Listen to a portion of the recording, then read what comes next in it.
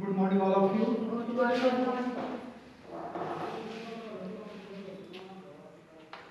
क्या आप लोग जानते हैं शिक्षा क्या है?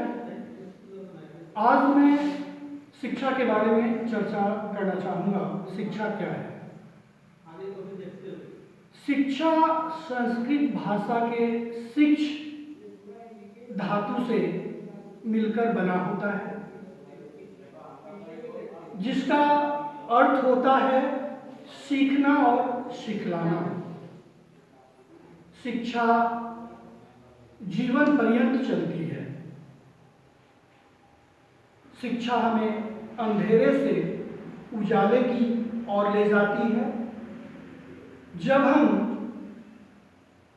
एक वर्ष की योजना बनाते हैं तो फसल लगवाते हैं। जब पंचवर्षीय योजना बनवाते हैं तो पेड़ पौधा इंडस्ट्री के लिए आगे बढ़ते हैं। लेकिन जब पूरे मानव संसाधन का विकास करना है तो शिक्षा का विकास करते हैं। शिक्षा के बारे में बहुत सही कहा गया है, education is the manifestation of perfection itself already in man. अर्थात शिक्षा हमें अंदर की भावनाओं को निकालता है। और इसके बारे में स्वामी विवेकानंद जी ने कहा था कि कोई भी स्त्री या पुरुष ऐसा नहीं है जिसमें शिक्षा निहित न हो, बस उसे अंदर से बाहर निकालने की आवश्यकता है। जब हम किसी बात की चर्चा करते हैं, कोई प्रश्न पूछते हैं, तो आप लोग उसका जवाब नहीं देते हैं क्योंकि आप डरते हैं। लेकिन आप में वो बातें हैं जो आप बोल सकते हैं। थोड़ा हिम्मत से अगर कार्य करें तो निश्चित रूप से आप बतला सकते हैं। इसलिए सबसे बड़ी बात यह है कि हमारे अंदर की जो भावना है उसको बाहर निकालने की आवश्यकता है। गांधी जी ने शिक्षा के बारे में क्या कहा था? उन्होंने कहा था कि बालक और व्यक्ति का सर्वांगीण विकास करना, मन बुद्धि तन संपूर्ण का विकास करना ही शिक्षा कहलाता है, और जिसमें चरित्र का निर्माण करना ही महत्वपूर्ण बात है। यही शिक्षा है।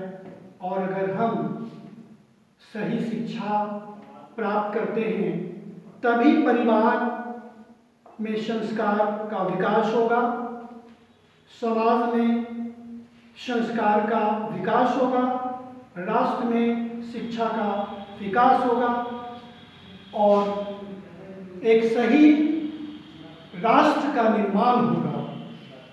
इसलिए शिक्षा के बारे में हमें ज्ञान प्राप्त करना है।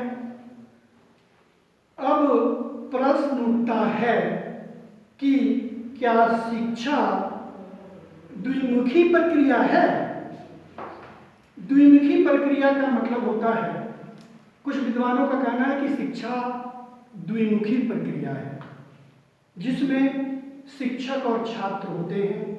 और जब शिक्षक कुछ बतलाते हैं तो छात्र प्रभावित होते हैं, सीखते हैं। अगर कहा जाए कि छात्र नहीं रहेंगे और अगर कुछ शिक्षक बतलाएंगे तो छात्र पे प्रभावित नहीं होगा, और अगर छात्र रहेंगे और शिक्षक नहीं रहेंगे तो एक दूसरे को प्रभावित नहीं कर सकते हैं। इसलिए शिक्षा क्या है? द्विमुखी प्रक्रिया है। एक कोना में शिक्षक और दूसरा कोना में छात्र। इसलिए कुछ विद्वानों का कहना है कि शिक्षा द्विमुखी प्रक्रिया है, लेकिन कुछ विद्वानों का कहना है कि नहीं, शिक्षा त्रिमुखी प्रक्रिया है, एक त्रिकोण के समान है। सिर्फ छात्र और शिक्षक रहने से ही नहीं शिक्षा का विकास हो सकता है। शिक्षा का तभी विकास हो सकता है जब छात्र, शिक्षक और एक समाज हो। अर्थात हमें एक ऐसा शिक्षा पद्धति का निर्माण करना है जिससे छात्र प्रभावित हो सकें, सीख सकें। जैसे अभी आप इंटर के, ग्रेजुएशन के, एमए के, पीएचडी के छात्र हैं, तो हमें इस तरह की शिक्षा प्रणाली का विकास करना है जिससे इंटर पर प्रभावित हो, बीए पर प्रभावित हो, एमए पे प्रभावित हो, पीएचडी पर प्रभावित हो। ऐसा नहीं कि हम पीएचडी का जो भी शिक्षा है उसको हम बीए पे लागू करें, इंटर पे लागू करें, तो यह कभी भी शिक्षा का समायोजन नहीं हो सकता है। इसलिए कुछ विद्वानों का कहना है कि शिक्षा त्रिमुखी प्रक्रिया है, एक त्रिकोण के समान है जिसमें छात्र, शिक्षक और समाज का सहयोग होना चाहिए। यही शिक्षा कहलाता है। एक महत्वपूर्ण बात यह है कि विदेश में प्राथमिक शिक्षक जो होते हैं उनको ज़्यादा प्राथमिकता दी जाती है। क्यों? क्या बता सकते हैं कि विदेश में जो प्राथमिक शिक्षक होते हैं उनको ज़्यादा प्राथमिकता क्यों दी जाती है भारत के अपेक्षा? इसलिए कि अगर हम सही शिक्षा का विकास करें तो सबसे पहले प्राथमिक में जो विद्यार्थी हैं उनको सही शिक्षा देना होगा, तभी हम आगे की शिक्षा को दे सकते हैं। जैसा कि सही कहा गया है कि जिस तरह किसी इमारत की मजबूती के लिए उसकी नींव का मजबूत होना आवश्यक है, उसी प्रकार किसी देश और राष्ट्र को शक्तिशाली बनने के लिए वहाँ की शिक्षा पद्धति का ठोस होना आवश्यक है। और यह तभी संभव है जब हम प्राथमिक शिक्षा पर विशेष ध्यान दें। कहने का तात्पर्य यह है कि जैसे अगर कोई मकान हम बनाते हैं तो उसका जो नींव है, नींव जब तक मजबूत नहीं होगा तब तक वो मकान मजबूत नहीं हो सकता है। उसी प्रकार अगर हम शिक्षा का सही रूप में विकास करना चाहते हैं तो जो प्राथमिक विद्यार्थी हैं उनको सही शिक्षा का विकास करना होगा। लेकिन हम देखते हैं बिहार, झारखंड में प्राथमिक विद्यालयों की स्थिति बहुत ही दयनीय है। सरकार भी इस ओर ध्यान नहीं दे रही है, वो भी नज़रअंदाज कर रही है।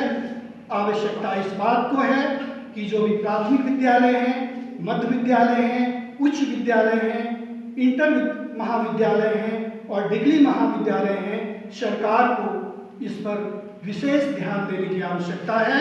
तभी एक सही परिवार का, समाज का और देश का निर्माण हो सकता है। लेकिन सरकार भी इस ओर ध्यान नहीं देती है। बिहार को देखा जाए, झारखंड को देखा जाए, जब वो सरकार आंकड़ा प्रस्तुत करती है कि हमारे यहाँ इतने प्रतिशत शिक्षित हैं, सिर्फ आंकड़ा देती है रिजल्ट के आधार पर। और आपको पता ही होगा कि किस तरह की व्यवस्था होती है, क्या होती है। लेकिन देखा जाए तो बिहार और झारखंड की जो शिक्षा पद्धति है बहुत ही दयनीय स्थिति है। इसे समझने की आवश्यकता है और विकास करने की आवश्यकता है। तभी शिक्षा का विकास होगा, परिवार का विकास होगा, समाज का विकास होगा और तब देश का विकास होगा। क्या आप लोगों को समझ में बात आई? शिक्षा क्या है? इसलिए अगर आप अपने को सही दिशा में ले जाना चाहते हैं तो शिक्षा पर विशेष ध्यान दिया जाए। और चूंकि कहा जाता है कि प्रथम पाठशाला माँ होती है। कैसे? क्योंकि बच्चों का जो सर्वांगीण विकास होता है पहले माता के द्वारा होती है। इसलिए हमें अपने बच्चों को इस प्रकार परवरिश करना चाहिए जिससे सही संस्कार का विकास हो, है ना। और जब सही संस्कार का विकास होगा तो शिक्षा जीवन पर्यंत चलेगी और एक सच्चे नागरिक का निर्माण होगा और देश का निर्माण होगा। यही शिक्षा है। और जैसा कि स्वामी विवेकानंद जी ने शिक्षा के बारे में कहा कि शिक्षा एक ऐसे स्थान पे होनी चाहिए, कहाँ पे होनी चाहिए, जहाँ का वातावरण शुद्ध हो, शांत हो, तभी हम सही शिक्षा का निर्माण कर सकते हैं। कोलाहल में शिक्षा का निर्माण नहीं हो सकता है। धन्यवाद।